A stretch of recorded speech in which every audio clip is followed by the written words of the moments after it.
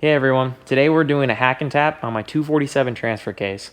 The idea right now is because my current drive shaft is a slip yoke, so one, it's already really old, 25 years at this point. I've lost the needle bearings more than once, unfortunately, and I'm already looking to get a new drive shaft. So at this point I can have a longer drive shaft after I get it measured out, and it's a super simple kit. So I'll show you how I do this. All right, so traditionally, the hack and tap kit is meant for those longer shafts that are actually sticking way out. You'll end up cutting it to size, drilling and tapping. Now on these 247s, from what we've found, most of them actually come drilled and tapped as is. So on our website, on ironrockoffroad.com, we're gonna offer a separate hardware kit for the WJs for the 247 transfer cases. You'll have your hack and tap kit itself, and it's as easy as the spacer goes in,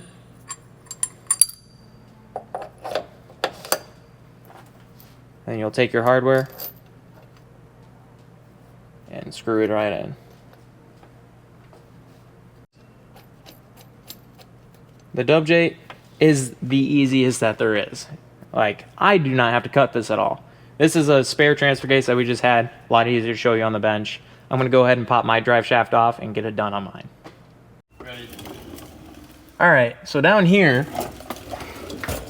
we're just gonna pop these off. It's just an M8, and then luckily it's a slip yoke. So as soon as these come off, the whole thing just pops right out. And as you can tell from my 6.5 inch lift, I'm already showing more exposed, and my angle is already not what I would like it to be. All right, remember, don't drop the caps. I've already lost mine a couple times. Luckily, I over-greased them last time. There we go. Yeah, that's pretty crusty. And it just slides right out. Luckily, this is drilled and tapped too, so the day gets even easier. So, if you pull off your drive shaft and you do not have a drilled and tapped section already, similar to the 231 or the 242, pretty much any T case that you are doing this hack and tap with, we do have a drill jig. So it just slides right on top of the input.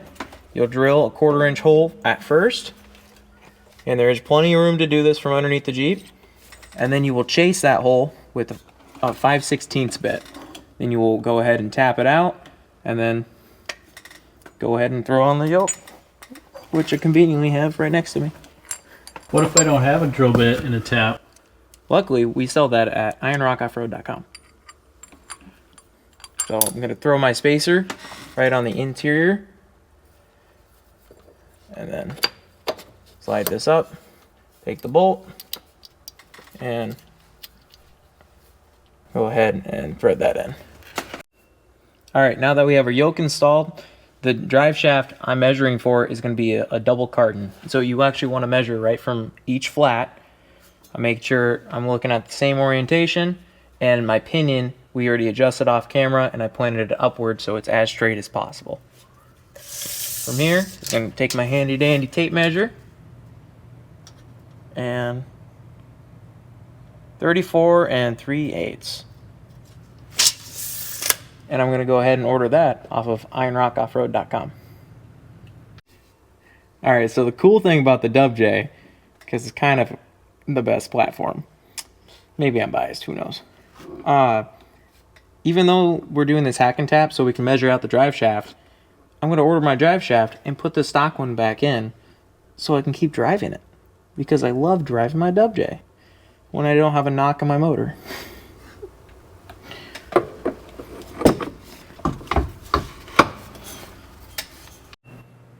All right, it's as easy as that for this hack and tap kit. There's another video linked up here in the corner if I'm pointing right. It actually shows the cutting and the drilling and tapping on a 231 that we did previously on another Jeep.